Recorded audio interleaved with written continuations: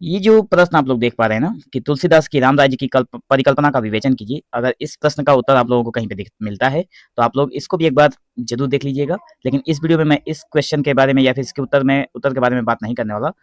फिलहाल इस वीडियो में मैं आप लोगों के लिए एक व्याख्या लेकर आया हूँ।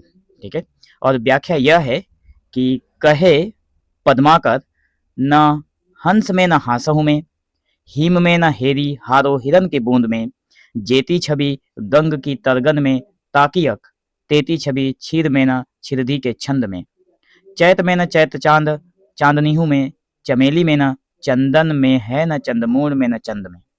ये बहुत ही विख्यात एक पंक्ति है। ठीक है, तो पद्माकर की कविताओं से ली गई है। बहुत सारे बच्चे तरह तरह के कमेंट में बोल सकते हैं कि सर आपने जो इम्पोर्टेंट क्वेश्चन दिया है उसमें तो ये है ही नहीं।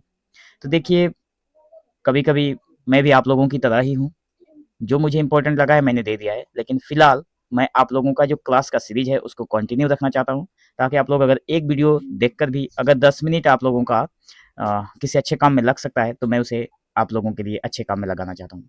ठीक है, फिलहाल इन मतलब MHD 12 का जो आप लोगों का सॉरी MHD 1 का जो एग्जाम है आप लोगों का 12 जून को, उसके लिए मैं भी सर्च कर रहा हूँ सारी चीज़ें। तो धीरे धीरे जितना हो सकेगा मैं वीडियो दूंगा, मैंने पहले भी बोल दिया है।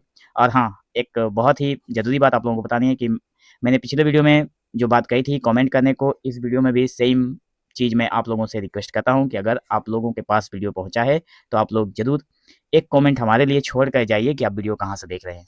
ठीक है, इसके लिए मैं आपका हमेशा आभारी रहूँगा, क्योंकि मुझे पता लगता है कि मेरी वीडियो कहाँ तक पहुँच रही है और उससे जो खुशी मुझे मिलती है मैं आप लोगों के साथ बाकी नेक्स्ट वीडियो में शेयर करता हूँ। ठीक है, अगर आप लोग बोलना चाहेंगे तो मैं नेक्स्ट वीडियो से क्या करूँगा, आप लोगों का नाम भी मेंशन कर दूंगा वीडियो में कि किसने किसने कमेंट किया था।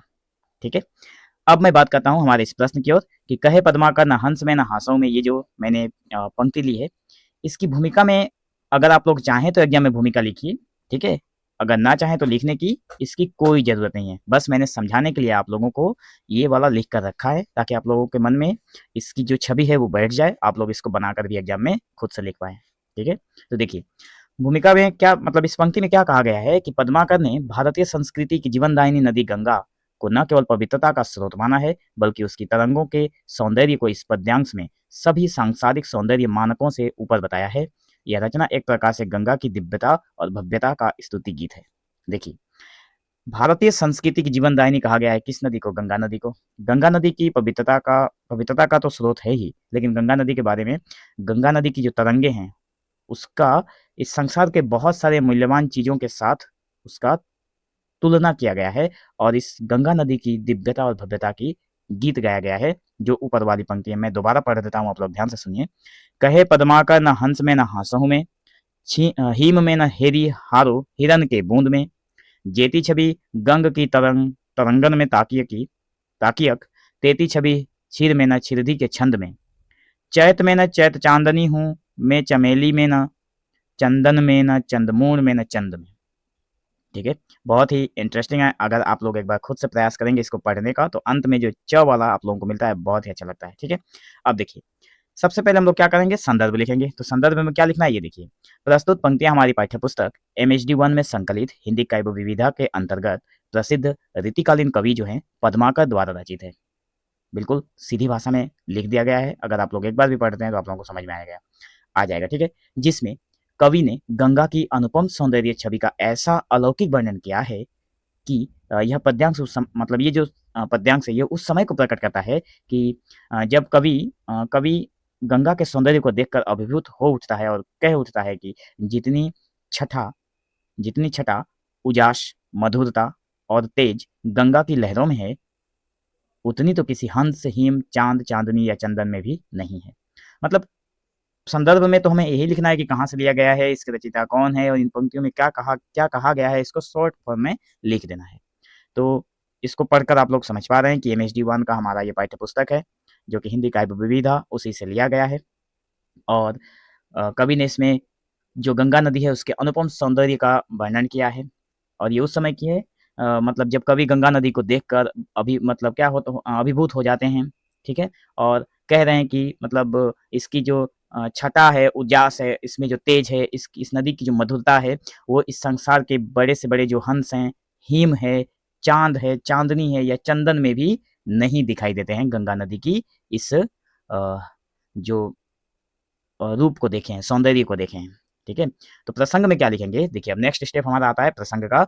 तो प्रसंग में लिखेंगे कि पद्माकर यहाँ गंगा के तरंगों के सौंदर्य को अन्य प्रसिद्ध सुंदर वस्तुएं जैसे हिम, हंस, हीरा, चांद, चांदनी आदि से तुलना करके ये सिद्ध कर रहे हैं कि इन सभी के सौंदर्य को भी गंगा के आगे फीका माना जाना चाहिए। गंगा की तरंगे ही सच्ची सौंदर्य की प्रतिमूर्ति है। मतलब जो हिम है, जो हंस है, जो हीरा है, जो चांद है, जो चांदनी है, जो चंदन है, ये सारी चीजें गंगा नदी की सुंदरता के आगे फीका है। ठीक है, तो देखिए अब व्याख्या को हम लोग देख लेते हैं। तो पहला हमारा निकल कर आता है जो लाइन लिखा हुआ है कि कहे पद्माकर न हंस में न हासहु में, हिम में न हेरी हारो हिरन के बूंद में। कवि का इस लाइन का मतलब क्या है कि कवि कहता है कि जितनी सुंदरता गंगा की तरंगों में है, उतनी ना तो हंस की चाल में है, न ही उसके हंसने मतलब हंस के हंसने में। हिम मतलब बर्फ होता है, तो हिम की शीतलता या चमक में भी ऐसी शोभा नहीं है। यहाँ तक कि हीरे की बूंदे, मोती यानी रत्न जिसे हम लोग कहते हैं, उस वो भी गंगा के सौंदर्य के आगे तुच्छ प्रतीत होता है। कवि का कहने का मात्र इतना ही आशय है। आगे वाली जो पंक्ति है जिसमें पंक्ति यह है कि जेती छवि गंग की तरंगन में ताकियक तार्कियक, तेती छवि छिद में न छिददी के छंद में। यहाँ पे कुछ मिस्टेक दिखाई दे रहा है, एक यहाँ पे तार्किक है, दूसरा वहाँ पे ताकिक लिखा हुआ है, तो देखना पड़ेगा कौन सा करेक्ट है। ठीक है, तो देखिए इस पंक्ति में कवि का क्या कहना है कि गंगा की लहरों मतलब तरंग जो है, गंगा की लहरों में जितनी छवि है उतनी तो क्षीर मतलब दूध में भी नहीं, न ही क्षीर सागर दूध का समुद्र में जिसमें विष्णु निवास करते हैं। मतलब यहाँ पे क्षीर सागर उस जगह को कहा गया है जहाँ पे विष्णु भगवान रहते हैं, या फिर विष्णु भगवान के निवास स्थान को कहा गया है। ठीक है, तो जितनी छवि गंगा की लहरों में है उतनी छवि ना तो दूध में है और ना ही दूध के सागर में। तो आगे कहते हैं कि जो गंगा है उसके छंदों में, अर्थात गंगा की लहरें स्वयं ही देवत्व की अनुभूति कराती है। मतलब गंगा की जो लहरें हैं वो अपने आप में ही देवत्व, यहाँ पे दिव्यता और भव्यता की बात हो रही थी पहले हम लोगों ने पढ़ा, तो यहाँ पे गंगा की जो लहरें हैं वो अपने आप में ही एक देवत्व की भावना जागृत कर रही है कवि के मन में। आगे देखिए तीसरे नंबर जो पंक्ति है इसमें क्या कहा गया है, 3 लाइन में ही यहाँ पे आप लोगों का जो पंक्ति का 6 लाइन था उसको एडजस्ट कर दिया गया है। ठीक है, तो अगली पंक्ति है कि चैत में न चैत चांदनी हूँ मैं, चमेली में न चंदन में, न चंदमूण में, न चंद में। देखिए चैत महीने की चांदनी में, चांदनी उसमें खिले चमेली के फूल, चंदन की शीतलता या चांद के सौंदर्य से भी गंगा की तरंगे जितनी मोहक छवि नहीं है। मतलब चैत महीने की जो चांदनी होती है उसमें जो चमेली का फूल खिलता है और चंदन पेड़ आप लोगों ने देखा होगा, तो चंदन पेड़ की जो शीतलता होती है या चांद के सौंदर्य जो है, चांद तो आप लोग देखे ही हैं। ठीक है, तो चांद की जो सौंदर्यता है ये सभी के सभी फीके हैं किसके सामने, गंगा नदी की सौंदर्यता या फिर सौंदर्य के सामने। यहाँ तक कि चांद के मस्तक यानी माथे पर जो शीतलता और उजास है, उजास मतलब तेज ही होता है। ठीक है, तो जो तेज है वो भी गंगा की छटा से कमतर है। तो निष्कर्ष के तौर पर हम लोग यही कहेंगे कि इस पद्यांश में पद्माकर ने यह सिद्ध कर दिया है कि गंगा केवल धार्मिक आस्था की प्रतीक नहीं है बल्कि सौंदर्य की पराकाष्ठा भी है। गंगा नदी केवल धार्मिक आस्थाएं मान्यता नहीं रखती हैं गंगा नदी के लिए, यहाँ पर इसकी सौंदर्यता भी एक अनुपम दृश्य दिखाती है। उनकी लहरों में जो उजास गति और माधुर्य है वो किसी भी प्राकृतिक या आभूषण से नहीं मापा जा सकता। तो यह रचना गंगा के प्रति अटूट श्रद्धा और काव्यात्मक समर्पण का उदाहरण है।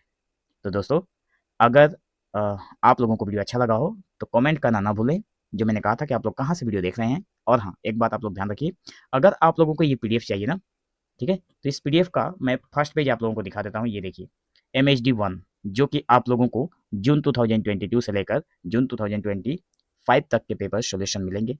वैसे भी दिसंबर 2025 वाला तो इस बार आपके लोगों के लिए इंपॉर्टेंट है ही नहीं। ठीक है, तो लास्ट 7 एग्जाम का सोल्यूशन है इस ई बुक में।